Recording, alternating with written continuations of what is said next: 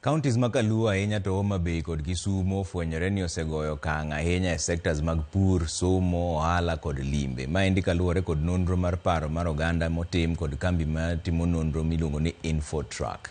Kaka jafwambo marwa Efi Nyakidi lero, gavana ma Homa Bay Gladys Wanga kod nyawadgi ma Kisumu Profesa Anyang' Nyong'o oyang kaka moko kuom governors matiyo maber moloyo.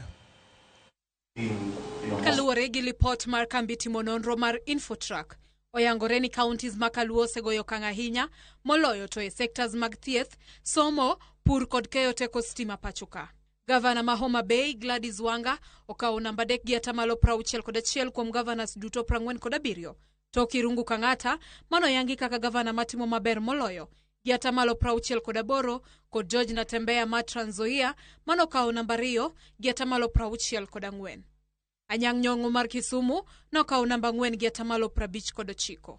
E sekta mar thieth, kirango yot mar oganda yudo chenro mag thieth, Homa Bay oyang ni okawo namba 1 gi 53, kiluwe gi kaunti ma Murang'a manigi 52. Counties ma Kisii, Kisumu, Nyeri kod Kirinyaga duto nigi 46. Komachielo, e sekta mar somo, noyangore ni Homa Bay osegoyo okang' kendo nokawo namba 2 gi 53, to kaunti ma Murang'a mane nigi 54. Kaunti ma Trans Nzoia komachielo ne nigi 51, ka Elgeyo Marakwet ne nigi 50.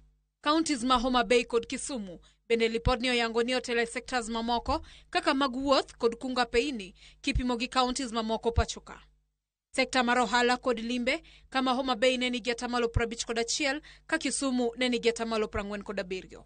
E kinde ma oloso gi jofwambo, gavana ma Murang'a Irungu Kang'ata olero ni oseketo kenge makare ahinya to manyo yore mag medo suru mosekonyo chwalo dongruok e kaunti no nyaka rang'iny mamalo. We have tried a collective effort through members of the county assembly, the executive, to come up with specific programs that targets the common man, a larger group of beneficiaries, endeavoring for equity so that each ward has an equal chance to development.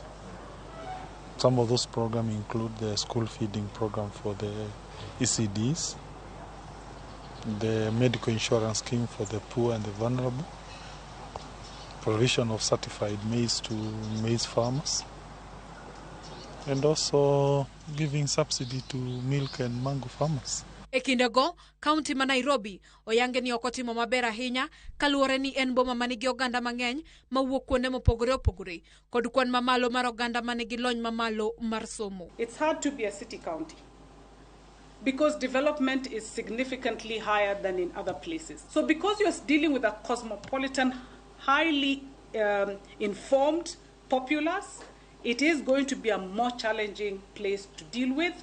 And when you promise and say you have what it takes to do it, you better be ready. Counties moko timo maber ahinya kaluwore gi lipot no wachore ni nigi medruok ma mibadhi gionge kod ler e wi kaka omenda ma counties itiyo godo, onge matudruok makare kind sirkand counties kod sirkal mamalo kachiel kod donjruok mag siasa. The reason why they're giving lower indices is increased corruption and mismanagement of county funds.